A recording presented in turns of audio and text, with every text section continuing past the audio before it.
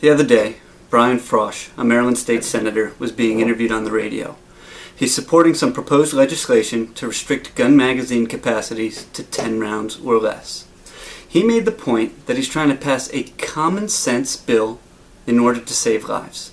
But one statement he made really made me question his common sense. He said, hopefully a gun owner is well enough trained so that 10 rounds is enough. I personally don't think that 10 rounds is enough for any self-defense situation. I'm not a gunfighter, but if somebody threatens me or my family, I wouldn't want to be in the place where that 11th round could have been the difference between life and death. So I did some searching.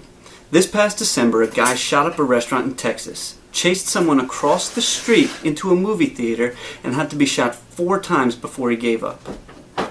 Another situation happened in January where a mother and her 2 sons were confronted in their attic by a burglar with a crowbar. The mother shot 6 times, hitting the guy 5 before he ended up running away. And it's not just average people that are running into trouble. The NYPD is also having a tough time.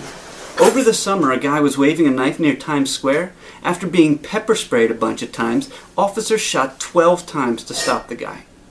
And the guy who shot someone in front of the Empire State Building, 2 cops were 10 feet away. They shot 16 times, hitting him 7 before he went down. So it seems like a stretch that even if we were well trained enough, 10 rounds might not be enough for a single criminal, a second, or even a third. But let's try to go with that, okay? 10 rounds, that's what you've got, and you have to deal with it. That would make magazines over 10 rounds illegal for everyone in the state of Maryland. And by everyone, you mean residents, visitors, private investigators, National Guardsmen, police officers, everyone, right?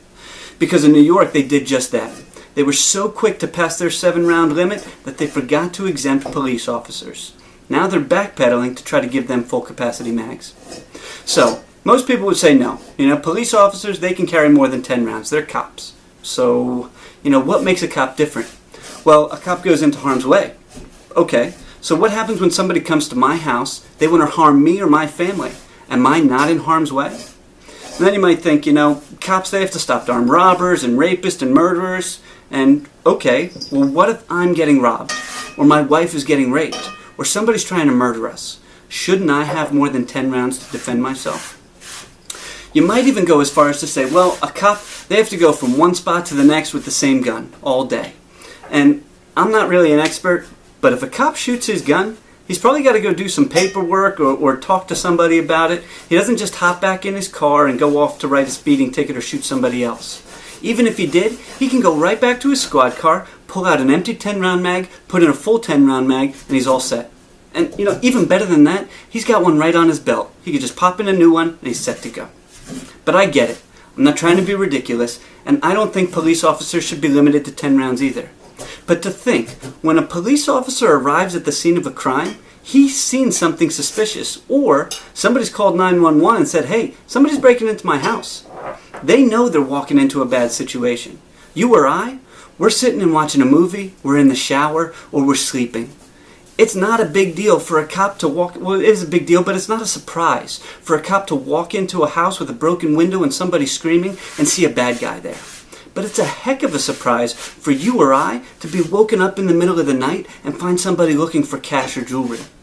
And I know police officers do get surprised from time to time, but they're not the true first responders. The real first responders are the victims, or the person who calls 911.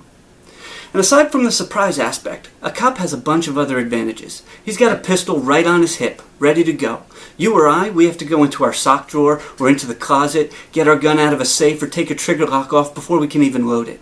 A cop's also got extra magazines right on their belt. They've got a flashlight. They've got a bulletproof vest. They've got the odds stacked in their favor.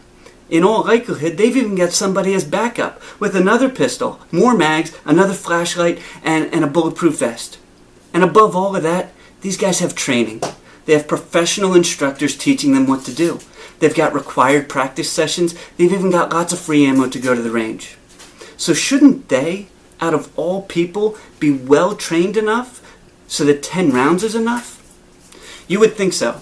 But it seems like politicians and people in the media aren't using common sense when it comes to proposing restrictions for law-abiding citizens who want to protect their lives and those of their families. If a magazine limit is passed, there's a good chance that more people like you and me will hear a click when what they really need to hear is a bang.